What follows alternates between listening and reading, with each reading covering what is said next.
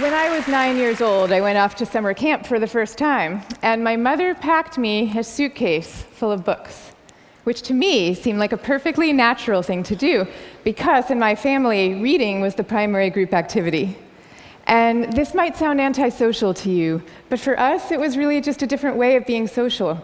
You had the animal warmth of your family sitting right next to you, but you were also free to go roaming around the adventure land inside your own mind. And I had this idea that camp was going to be just like this, but better. Camp was more like a keg party without any alcohol. And on the very first day, our counselor gathered us all together, and she taught us a cheer that she said we would be doing every day for the rest of the summer to instill camp spirit. And it went like this. R-O-W-D-I-E, that's the way we spell rowdy, rowdy, rowdy, let's get rowdy. Yeah. So I couldn't figure out for the life of me why we were supposed to be so rowdy, or why we had to spell this word incorrectly.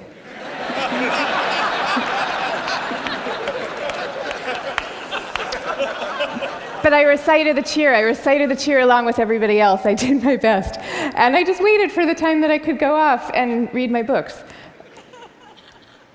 But the first time that I took my book out of my suitcase, the coolest girl in the bunk came up to me and she asked me, "Why are you being so mellow?" Mellow, of course, being the exact opposite of R-O-W-D-I-E. And then the second time I tried it, the counselor came up to me with a concerned expression on her face, and she repeated the point about camp spirit and said we should all really work very hard to be outgoing. Now, to see the bias clearly, you need to understand what introversion is. And it's different from being shy. Shyness is about fear of social judgment. Introversion is more about how do you respond to stimulation, including social stimulation. So extroverts really crave large amounts of stimulation, whereas introverts feel at their most alive and they're most switched on and they're most capable when they're in quieter, more low-key environments. Not all the time, these things are an absolute, but a lot of the time.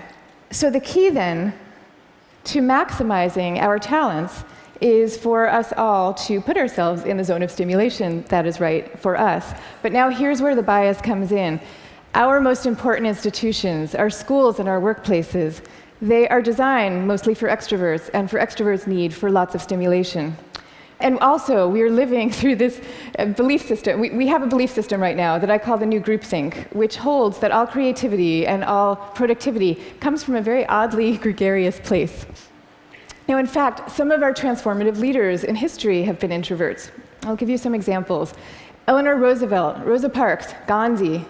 All these people describe themselves as quiet and soft-spoken and even shy. And they all took the spotlight, even though every bone in their bodies was telling them not to.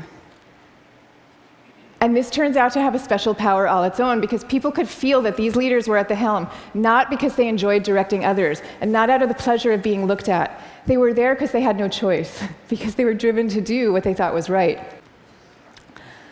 This is no surprise, though, if you look at the insights of contemporary psychology. It turns out that we can't even be in a group of people without instinctively mirroring and mimicking their opinions, even about seemingly personal and visceral things like who you're attracted to. You will start aping the beliefs of the people around you without even realizing that that's what you're doing. And that actually helped a lot.